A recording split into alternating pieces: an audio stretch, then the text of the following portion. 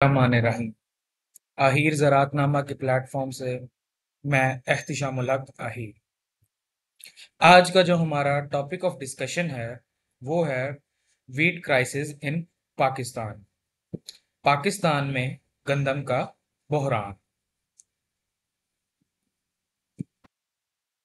सबसे पहले हम गंदम की अहमियत को जानते हैं कि हमारे पाकिस्तान में गंदम इतनी अहमियत क्यों रखती है। सबसे पहली चीज ये है कि ये हमारी स्टेपल फूड क्रॉप है, हमारी खुराक का अहम जुज है, सबसे मेन जुज है। फिर उसके बाद हम एनुअल बेसिस पे सालाना पे एक शख्स 125 ग्राम 125 किलोग्राम के करीब गंदम खाता है। और ये जो 125 किलोग्राम पर एनम गंदम है जो एक बंदा खाता है, उसकी जितनी भी कैलोरीज की रिक्वायरमेंट है ये उसका 60 से 70% तक हिस्सा पूरा करती है। हमारी ग़िज़ाई ज़रूरियात का 60 से 70% हिस्सा जो है गंदम या गंदम से बनी हुई दूसरी अशिया एक खुर्दोनोश जो होती हैं वो पूरा करती हैं। और एक और जो बड़ी इंपॉर्टेंट चीज है वो है साइकोलॉजी ऑफ एपिटाइट। अक्सर आप लोग अपने जब बुजुर्गों से बात करते हैं तो आपको इस चीज का अंदाजा होता है कि वो अक्सर ये कहते हैं कि जितना भी हम खा लें, जो मज़ा रोटी का है ना वो किसी और चीज का नहीं है, या जो पेट रोटी भरती है ना वो कोई और चीज नहीं भरती। तो हमारी साइकोलॉजी में भी यही है कि हमारी भूख का जो इलाज है वो गंदम है। जिस तरह एक पंजाबी कहावत या एक पंजाबी मिसाल है, कहा जाता है जिन्ना दे घर दाने उन्ना दे कमले भी सियाने। तो इतनी ज्यादा इंपॉर्टेंस हमारी साइकोलॉजी में भी वीट रखती है। अब वीट की प्रोडक्शन की बात कर लेते हैं हम। हमारी जो टोटल रिक्वायरमेंट है पाकिस्तान की एक साल की, वो है 33 से 34 मिलियन मैट्रिक टन। इतनी गंदम हमें चाहिए होती है सालाना बेसिस पे। अगर इसको हम फर्दर स्प्लिट करें तो 31 से 32 मिलियन मैट्रिक टन जो होती है वो हमें चाहिए होती है अपनी खुराक के लिए। और जो 1 से 2 मैट्रिक टन, 1.5 से 2 मैट्रिक टन जो है वो हमें चाहिए होती है फीड के तौर पे, जो हम अपने जानवरों की खुराक तैयार करते हैं, पोल्ट्री फीड उसमें या और चीजों में। तो ह्यूमन कंजम्पशन के लिए, इंसानी खुराक के लिए 31 से 32 मिलियन मैट्रिक टन, और 1.5 से 2 मैट्रिक टन हमारी फीड के लिए, जो कि हमारे जानवरों की खुराक है उसके लिए। फिर साल 2025 की बात करें तो हमारी जो एस्टिमेटेड प्रोडक्शन है वो आई है 28 मिलियन मैट्रिक टन के करीब। तो इससे आप अंदाजा लगाएं कि हमारी रिक्वायरमेंट 34 है और प्रोडक्शन आई है 28। तो हमारा फर्क निकलता है 6 मिलियन मैट्रिक टन का। जो पिछले सालों में 2 से 3 मिलियन मैट्रिक टन हुआ करता था, इस साल 6 मिलियन मैट्रिक टन तक बढ़ चुका है। और इसकी वजह से फिर हमें जो है गंदम इंपोर्ट करनी पड़ती है यूक्रेन से। अब इंपोर्ट ज्यादा अहमियत क्यों रखती है लोकल प्रोडक्शन से, वो आपको इस स्लाइड में पता चलेगा। लोकल प्रोडक्शन की जो प्राइस है पर 40 kg या पर एक मन जो गंदम प्रोड्यूस होती है, पैदावार आती है, उसकी जो एस्टिमेटेड कॉस्ट है वो 3304 रुपए है। 3304 रुपए है। और ये फिगर गवर्नमेंट का फिगर है, एग्रीकल्चर पॉलिसी इंस्टीट्यूट जो है ये उसका फिगर है, और ये 2024 की पैदावार के लिए है। तो 25 में आपको अंदाजा है कि थोड़ा ऊपर नीचे हो सकता है। तो ये इनका ऑफिशियल फिगर है। अब जो गंदम हमने यूक्रेन से इंपोर्ट की है उसकी हमें पड़ी है कॉस्ट, कीमत जो पड़ी है एक मन की, वो पड़ी है लगभग 2300 के करीब। तो जब आप देखें 1000 रुपए का फर्क आएगा आप जो इंपोर्ट कर रहे हैं वो आपको 2300 की पड़ रही है, और जो आप खुद पैदा कर रहे हैं वो आपको 3300 की पड़ रही है। तो इस 1000 का जो फर्क है ना, वो हुकूमत की नज़र में, पॉलिसी मेकर्स की नज़र में इंपोर्ट की अहमियत बढ़ा देता है कि हमें लोकली चीज़ महंगी मिल रही है, हम जब बाहर से बना के लेके आ रहे हैं बनी बनाई, तो वो हमें 1000 रुपये सस्ती पड़ रही है। तो इसी चीज़ों को मद्देनजर रखते हुए स्पोर्ट प्राइस को एंड कर दिया गया है, और पिछले 2 सालों से आपकी जो गंदम है वो बड़े माइन्यूट से रेट पे, और आप ये देखें इस टाइम मार्केट में भी 2025 की जो पैदावार है वो भी इसी रेट पे मिलेगी, 2200 से 2400 के दरमियान दरमियान आपको एक मन गंदम मिलेगी।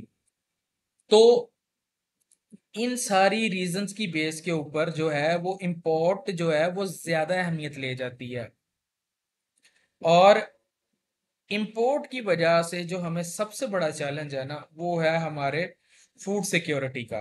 क्योंकि जब हम इंपोर्ट में डिपेंडेंट हो जाएंगे किसी और मुल्क पे, और डिपेंडेंसी भी हमारी वो है जो हमारी सबसे अहम खुराक है, जो हमारी खुराक का, गजा का मेन कंपोनेंट है, 3/4 हिस्सा कैरी करता है। जब वो हम इंपोर्ट पे बेस करने लग जाएंगे तो हमारी जो है तहफ़्फ़ुज़ खुराक, फूड सिक्योरिटी जो है वो एक चैलेंज बन जाएगा आने वाले टाइम में। अब वीट प्रोडक्शन के चैलेंजेस क्या हैं? सबसे पहला है जी क्लाइमेट चेंज। क्लाइमेट चेंज से मुराद मौसमियाती तब्दीलियां। इनमें अगर सबसे इम्पोर्टेंट रिसेंट टाइम्स में हम एग्जांपल दें तो 2022 की दूंगा मैं। 2022 के अंदर ये देखा गया था कि हीट वेव आई थी। हीट वेव आने से ये हुआ था कि फरवरी के अंदर टेम्परेचर रूटीन से ज्यादा था, और रूटीन से ज्यादा होने की वजह से हमारी जो गंदम है फरवरी मार्च में वो जल्दी पक कर तैयार हो गई थी, जल्दी मिच्योर हो गई थी। अब जल्दी पक के तैयार होने की वजह से क्या हुआ कि हमारी जो प्रोडक्शन है वो कम हो गई थी। इसी तरह अगर हम इस साल की बात करें तो हमारे इस साल हार्वेस्टिंग सीजन में 2025 में शॉर्टफॉल था वाटर का, या वाटर स्केर्सिटी थी, पानी की किल्लत थी। अब पानी की किल्लत बारिशों की वजह से थी, बारिशें कम हुई रूटीन से, और उसकी वजह से इस दफा आपका जो है वो चैलेंज हुआ, और व्हीट क्रॉप का प्रोडक्शन और उसका ग्राफ नीचे आया। और एक और चीज भी थी जिसकी वजह से व्हीट की प्रोडक्शन कम हुई है, वो ये था कि लास्ट ईयर गवर्नमेंट ने प्रोक्योरमेंट नहीं की, उन्होंने किसानों से नहीं खरीदी गंदम। गंदम ना खरीदने की वजह से तो इस दफा काफी सारे लोग डिस्करेज हुए थे। तो इस दफा जो एकड़ेज थी, हेक्टेयर्स थे, वो सिग्निफिकेंटली कम हुए थे जिसके ऊपर गंदम लगी थी। फिर उसके बाद जो अगला चैलेंज आता है वो आता है माल फार्म प्रैक्टिसेस, कि हम जो फार्म प्रैक्टिसेस करते हैं ना वो अप टू द मार्क नहीं है, वो प्रॉपर जिस तरह होनी चाहिए वैसे नहीं है। मिसाल के तौर पे राइस ग्रोइंग एरियाज जो होते हैं हमारे, जिस तरह सियालकोट, नारोवाल, गुजरांवाला, इन रीजन्स के अंदर राइस को ज़्यादा इम्पोर्टेंस दी जाती है, और राइस जो है बहुत लंबा चलता है इन रीजन्स में। और इसकी वजह से ये होता है कि जो नवंबर सोइंग होती है वीट की वो लेट होते होते दिसंबर जनवरी तक भी चले जाती है कुछ केसेस में। तो जो उसकी गंदम का प्रॉपर सोइंग का, काश्त का वक्त है वो 1 से 1.5 माह तक डिले होता है, जिसकी वजह से आपकी पैदावार में भी कमी आती है। फिर दूसरी चीज, खाद का इस्तेमाल।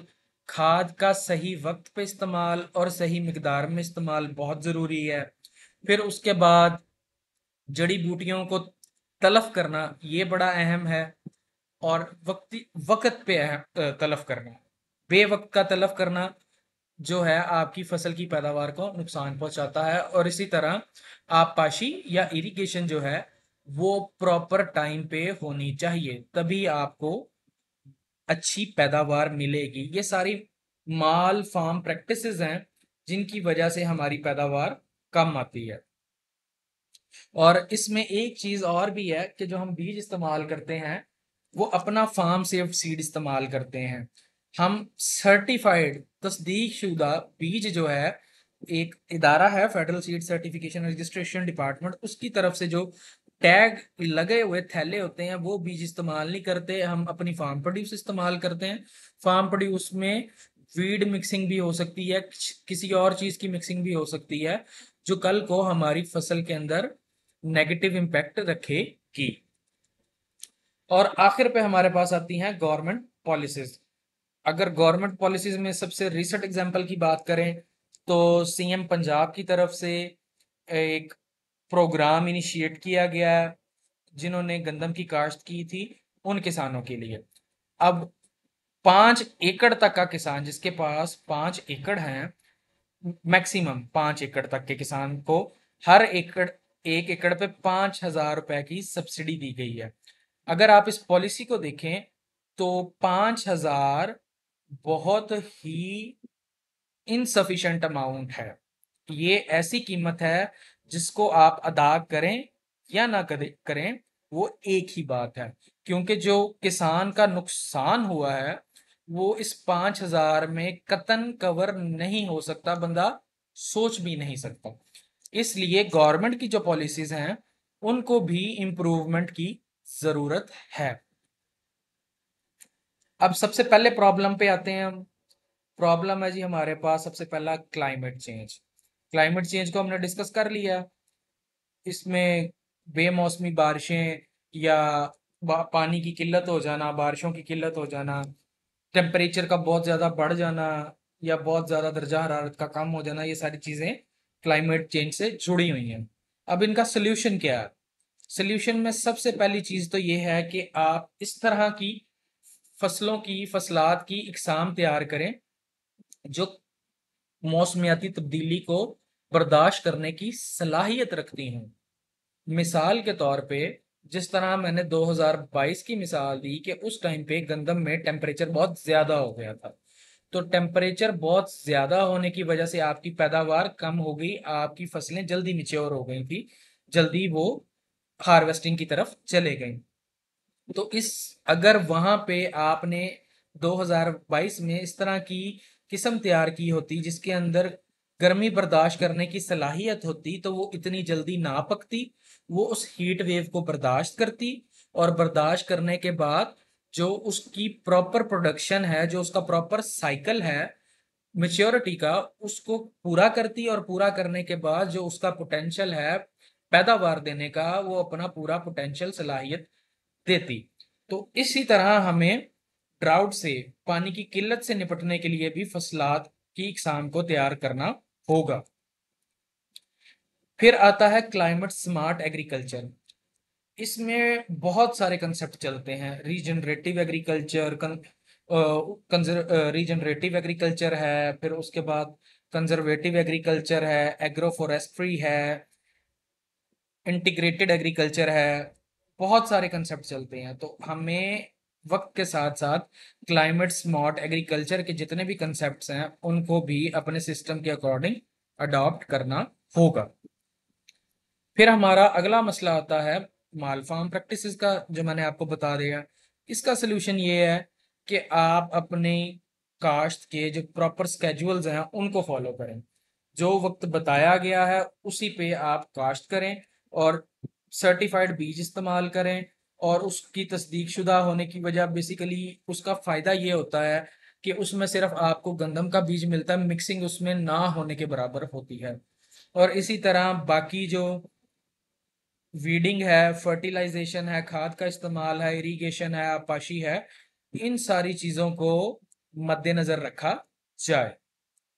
और हमारी जो फार्मिंग है ना, ये अभी तक काफी हद तक मैनुअल है, इसको मैकेनाइज्ड करने की जरूरत है। और मैकेनाइजेशन में हम यूजुअली इस वजह से नहीं जा सकते क्योंकि हमारी एक बहुत बड़ी तादाद है फार्मर्स की जिनके पास 5 एकड़ तक जो है वो है, और ये ज़रूरी रकबा है। और इसकी अगर हम एक फिगर काउंट करें तो ये फिगर बनती है कि आपके 60% के करीब, 60% के करीब जो किसान हैं उनके पास जो रकबा है, ज़रूरी रकबा, काबिल काश्त रकबा जो है वो 5 एकड़ तक है। तो इस वजह से इसके ऊपर भी हमें कोई पॉलिसी डिवाइस करनी पड़ेगी गवर्नमेंट को कि इनको किस तरह हम एक सेंट्रल पॉइंट बना के इन सारी रकबों को इकट्ठा करके एक मैकेनिज्ड फार्मिंग का मॉडल जो है उस पे इम्प्लीमेंट कर सके। फिर एंड पे आ जाते हैं हमारा गवर्नमेंट पॉलिसीज, और ये सबसे मेन फैक्टर है ना गवर्नमेंट पॉलिसीज, क्योंकि गवर्नमेंट की इनकरेजमेंट पॉलिसीज होंगी, और इनकरेजमेंट भी वो जो फ्रूटफुल हो। तो जिस तरह मैंने बताया ना कि 5,000 देना एक अच्छा स्टेप है, लेकिन 5,000 उसकी जो लॉसेस हैं या उसकी जो कॉस्ट ऑफ प्रोडक्शन है उसको मीट नहीं करते ना पर एकड़ पे। तो इस वजह से इस पॉलिसी को और बेहतर करना होगा। अब सोल्यूशन क्या है? सोल्यूशन एक ये है कि जी R&D की जो इन्वेस्टमेंट है ना उसको बढ़ाया जाए, और वो R&D सिर्फ और सिर्फ फसलात की नई इकसाम के लिए नहीं है, एग्रीकल्चर के हर एक कंपोनेंट के लिए है। वो बेशक मैकेनाइज्ड फार्मिंग है, बेशक कोई एग्रीकल्चर पॉलिसी बनाना है, इन सब के ऊपर ज्यादा इन्वेस्टमेंट की जरूरत है। फिर फार्मर सपोर्ट प्रोग्राम्स जो है ना उसको हमें और ज़्यादा बेहतर करने की ज़रूरत है। जिस तरह मैं 5,000 वाली वीट की सब्सिडी वाली एग्जांपल दे रहा हूँ, तो इसको हमें और ज़्यादा इम्प्रूव करने की ज़रूरत है कि इसको हम और बेहतर कैसे कर सकते हैं। और मार्केट मॉनिटरिंग, अच्छा, अब ये जो कंपोनेंट है ना ये बेसिकली इन्फोर्समेंट रिलेटेड है। कि मार्केट मॉनिटरिंग से मुराद ये है कि एक खाद क्या वो सीजन में फार्मर को इजीली अवेलेबल थी या नहीं थी, क्योंकि हमारी खाद की जो अवेलेबिलिटी है वो भी एक बहुत बड़ा कंपोनेंट है हमारी माल प्रैक्टिसेस का। तो हमारी खाद अक्सर औकात शॉर्ट हो जाती है मार्केट से। इसी तरह जो पेस्टिसाइड्स वगैरह आपको मार्केट में अवेलेबल होते हैं वो यूजली जो होते हैं अच्छी क्वालिटी के नहीं होते, बहुत कम ग्रुप्स हैं जिनकी अच्छी प्रोडक्ट्स हैं। और इसी तरह जो रेट गवर्नमेंट किसी दौर में मिनिमम सपोर्ट प्राइस का फिक्स किया करती थी उसको रेगुलेट करना भी गवर्नमेंट की मॉनिटरिंग का पार्ट होता था, लेकिन वो भी कुछ वजूहात की बिना पर प्रॉपरली रेगुलेट नहीं होता था। तो इस तरह मार्केट मॉनिटरिंग को भी इंश्योर किया जाना चाहिए कि फार्मर को जो भी चीज मिले वो क्वालिटी मिले। तो ये था हमारा वीट क्राइसिस से रिलेटेड के आए दिन जो हम वीट क्राइसिस में फंसे होते हैं उनकी क्या वजूहात हैं और उनका सल्यूशन क्या है। इसी तरह की इंफॉर्मेटिव वीडियोस जानने के लिए सुनने के लिए जुड़े रहिए ज़रात अहीर ज़रातनामा के साथ। शुक्रिया।